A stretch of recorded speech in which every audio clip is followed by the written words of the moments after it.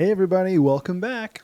Today I'm going to talk about a lesser known but still very powerful strategy around charitable giving, and that's giving stock instead of cash. Now it might sound like a complex strategy, but it's actually pretty simple, and it can be a huge benefit to you and the charities that you serve, especially if you're somebody who invests in stocks. So let's dive in and I'll share a real life client example. So here's the basic idea. When most of us give to charity for a tax deduction, or just because we actually care about the charities we're supporting, most of us think about giving cash.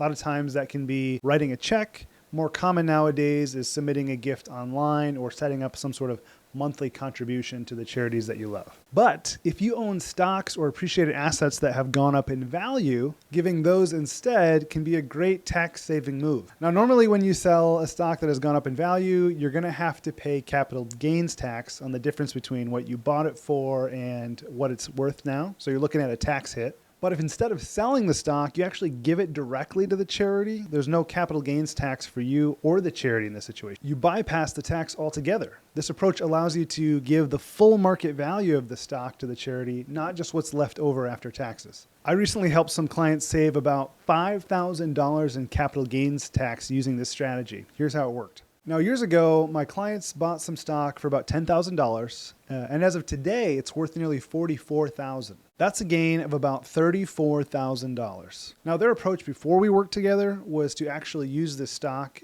for giving. So they would sell it whenever they needed some of the cash, pay a little bit of capital gains tax, and then give that money to the charity that needed it. Now, if they were to sell the stock outright, they'd be looking at about 15% capital gains tax on that $34,000.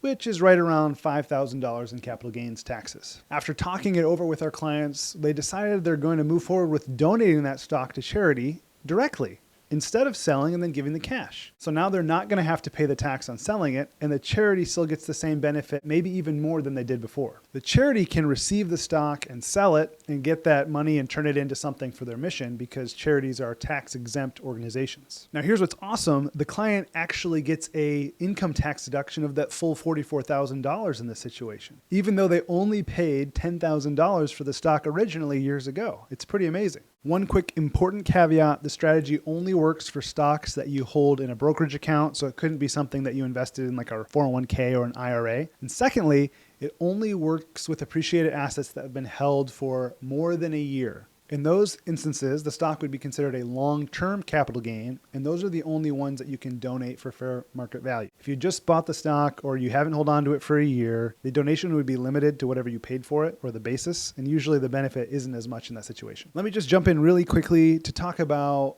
how awesome it is that there are people who love to give charitably. They're like my favorite type of clients to work with, because they recognize that they want to use what they've been blessed with to bless the world, to make the world a better place, to help benefit others in society. And so I'm just stoked about not only helping them save taxes, obviously that's awesome, but it's also cool because in some small way, I get to help clients have a bigger impact in a way that makes them more excited. I mean, that's just amazing. So there's another cool advantage here, since most people who give charitably do so on a regular basis, and they usually do it out of their checking account, usually like month to month, or every couple months. Now that they're giving appreciated stock instead of cash, that actually frees up that cash flow on a month-to-month basis. And you could either direct that towards other things, or you can go back and invest it again in stocks and repeat the process in a few years. So over time, this strategy allows you to give more, or at least as much as you were doing, without negatively impacting your month-to-month budget. So if you own stocks and you've held them for more than a year and they've greatly appreciated,